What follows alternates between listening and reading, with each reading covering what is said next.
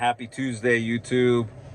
So I wanted to take this minute real quick and drop a tip, a suggestion that will help you maximize your, your lead cost. It'll help you maximize the return on your investment on all the money you invest in your leads. It's going to maximize this. And it's something that's so simple, but most agents don't do it. And that's follow-up. For example, today, I'm training a new customer service rep for Spanish. And this rep, her job, and a few others, is to call on leads, confirm the information, set up an appointment or a transfer to the agent that's ready. In this case, it was Spanish.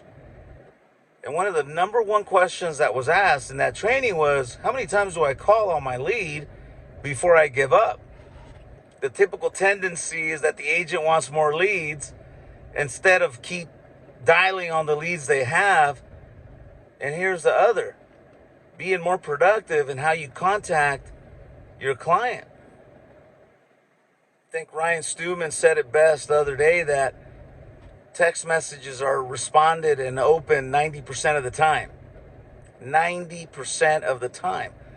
So if you call somebody and they don't pick up the phone the first time, well, are you leaving a voicemail? If you're not, ask yourself why not.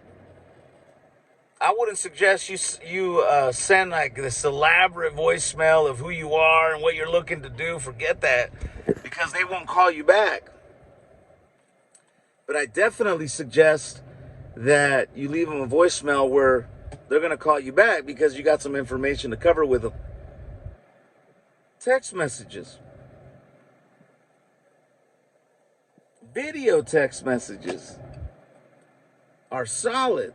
And you don't have to get too crazy. A 30-second, 40-second video, you send it to your customer.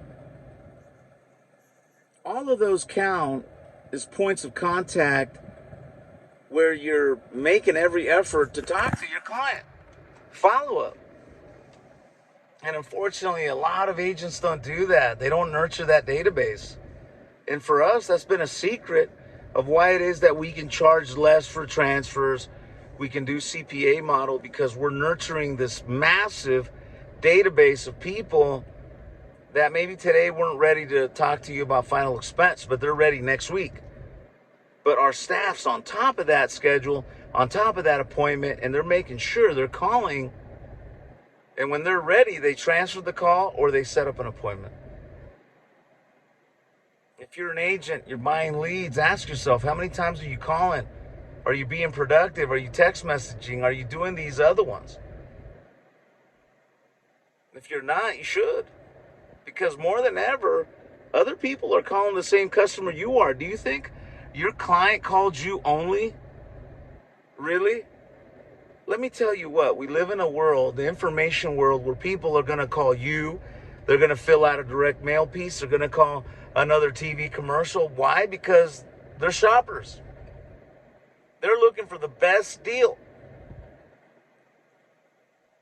So again, it definitely makes sense to follow up and stay at the top of your client's mind. I can't tell you how many times, I've had great weeks, and most of it came from follow-up from weeks before or months before, where maybe I did a presentation, but I didn't finalize it or I didn't close it. Let's face it, you're not going to close all the leads that you buy. But these people called in for a reason, so it makes sense to follow up with them. With technology today, we can do artificial intelligence, you can do email drips, you can do text messages where they're receiving text messages talking about certain points of insurance. There's so many neat ways that technology is allowing us to reach clients and contact them that it just makes sense to do it. If you're not doing it, you should really ask yourself why. We're not in 1980. It's 2022.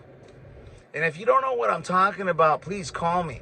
I'll show you our CRM system, how it is that we call people back when they fill out a request for leads.